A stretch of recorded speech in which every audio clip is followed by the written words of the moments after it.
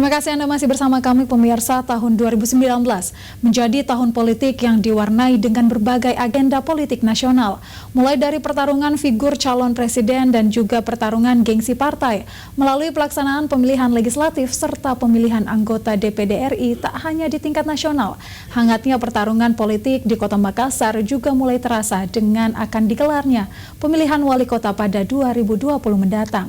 Berikut kami merangkum sejumlah agenda politik sepanjang tahun 2019.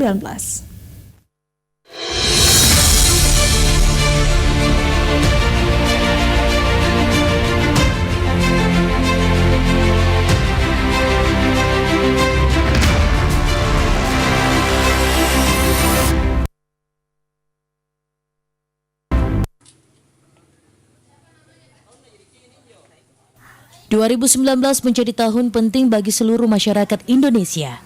Di tahun ini, lebih dari 190 juta jiwa masyarakat Indonesia masuk dalam daftar pemilih tetap secara nasional yang menyalurkan hak pilihnya dalam pelaksanaan pemilihan presiden dan juga pemilihan legislatif serta pemilihan senator yang digelar pada April 2019. Kondisi politik di Indonesia dengan adanya pertarungan politik tersebut berjalan cukup dinamis dengan perebutan kursi kepala negara dari dua pasang figur terbaik bangsa, yakni Joko Widodo berpasangan dengan Kiai Ma'ruf Amin dan pasangan Prabowo Subianto dengan Sandiaga Uno. Dari hasil Pilpres di bulan April lalu, pasangan Jokowi Ma'ruf mendominasi kemenangan secara nasional berdasarkan putusan KPU RI. Meski di beberapa wilayah di Indonesia, Jokowi harus menerima kekalahannya dari pasangan Prabowo Sandi, termasuk di Sulsel. Pasangan Jokowi Ma'ruf menerima perolehan suara sebesar 2.117.000 lebih atau terjadi selisih 691.000 lebih suara dari pasangan Prabowo Sandi dengan angka sebesar 2.800.000 lebih. Pada pelaksanaan pemilihan legislatif, seluruh caleg partai di Sulawesi Selatan membangun kekuatannya untuk bisa meraih suara maksimal di Pileg.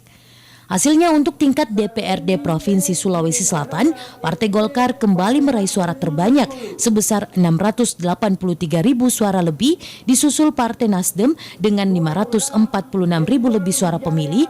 Di posisi ketiga diraih Partai Gerindra Sulsel dengan 538.000 suara lebih, dan posisi keempat ditempati PAN dengan raihan suara sebanyak 400.000 lebih, dan di tempat kelima Partai Demokrat dengan meraih suara 326.000 lebih. 5 partai ini peraih suara terbesar ini pun berhasil meraih posisi pimpinan DPRD Sulsel. Dari pelaksanaan pemilihan legislatif tersebut hingga kini menyisakan kesedihan bagi dua orang calon legislatif terpilih, yakni Novianus YL Patanduk dari Partai Demokrasi Indonesia Perjuangan atau PDIP dan juga Misriani Ilyas dari Partai Gerindra. Mereka batal dilantik dalam rapat paripurna pengambilan sumpah jabatan 85 anggota DPRD Sulsel pada 24 September lalu. Dengan batalnya pelantikan kedua caleg terpilih itu, maka pihak DPRD Sulsel hanya melantik 83 orang caleg terpilih. Yahya Aditya, Celebes TV. Harap kondisi politik di Sulawesi Selatan, baik Makassar, kita pilkada damai aja lah, ya. Kenapa? Karena kalau terjadi sesuatu seperti yang kemarin, yang rugi kan masyarakat gitu.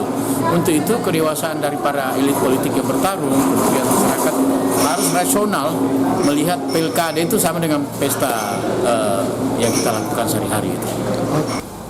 Kalau di 2020 ini ya harus damai gitu ya. Apa kita di Sulawesi Selatan ini kan mesti ada sifat kita itu yang apa, kalau orang Makassar bilang bulut si batang, acer si tongka-tongka, itu yang harus kita adu. Jadi mesti harus damai. Oh ya. Jadi 2020 ini 12 kabupaten kota kan pilkada. Pasti tensi politik di Sulsel sangat berpengaruh.